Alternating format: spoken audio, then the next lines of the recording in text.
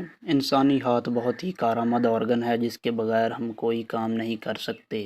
ہر چھوٹے سے بڑا کام ہم اپنے بازو کی قوت سے سر انجام دیتے ہیں۔ لیکن کیا ہو اگر کسی انسان کا ہاتھ کسی وجہ سے جسم سے علیحدہ ہو جائے یا پھر کسی حادثے میں ضائع ہو جائے؟ میڈیکل سائنس نے اب اس کا بھی حل نکال لیا ہے۔ جی ہاں، جن کا ہاتھ ضائع ہو جائے تو اسے کسی دوسرے انسان یا کسی برین ڈیڈ پرسن کا ہاتھ لگایا جا سکتا ہے۔ اس پروسیس کو ہم ہینڈ ٹرانسپلانٹ یا ہاتھ کا ٹرانسپلانٹ کہتے ہیں۔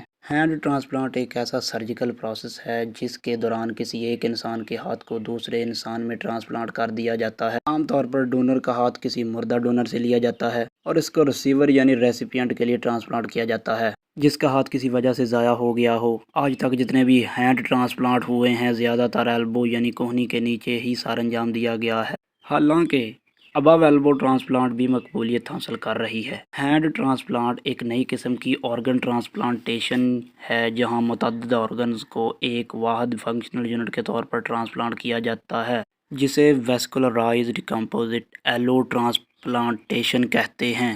ہینڈ ٹرانسپلانٹ کا آپریشن دوسرے آرگن ٹرانسپلانٹس کی نسبت کافی لمبا چلتا ہے اور عام طور پر 8 سے 12 گھنٹے تک ہوتا ہے۔ اس کے مقابلے میں ہارٹ ٹرانسپلانٹ کا آپریشن 6 سے 8 گھنٹے تک چلتا ہے۔ سرجن عام طور پر سب سے پہلے ہڈیوں کو، اس کے بعد وینز کو، آرٹریز کو، نرو، ٹینڈنز اور سکن کو جوڑتا ہے۔ ہینڈ ٹرانسپلانٹ کے ریسیپینٹ کو دوسرے ٹرانسپلانٹ جیسا کہ کڈنی ٹرانسپلانٹ کی طرح میڈیسن لینے کی ضرورت پڑتی ہے کیونکہ ہمارا جسم امیون سسٹم کو ہمارے ہاتھ کے خلاف ایکٹیویٹ کرنے کی کوشش کرے گا۔ یہ میڈیسن ریسیپینٹ کے امیون سسٹم کو کمزور کرتی ہے جس کی وجہ سے انفیکشن اور کینسر کا خطرہ بڑھ جاتا ہے۔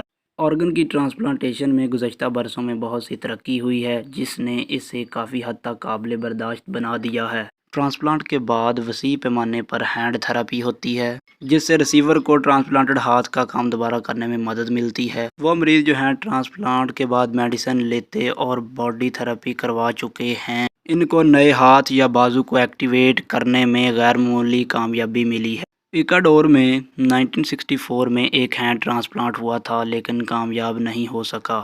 انسانی ہاتھ کی ٹرانسپلانٹ پہلی شارٹ ٹرم کامیابی ایک نیوزی لینڈ کے کلائنٹ ہام کے ساتھ ہوئی تھی جو جیل میں ہی کسی وجہ سے حادثے میں اپنا ہاتھ کھو بیٹھا تھا اور اس طرح سے یہ عمل ترتیب میں شروع کر دیا گیا۔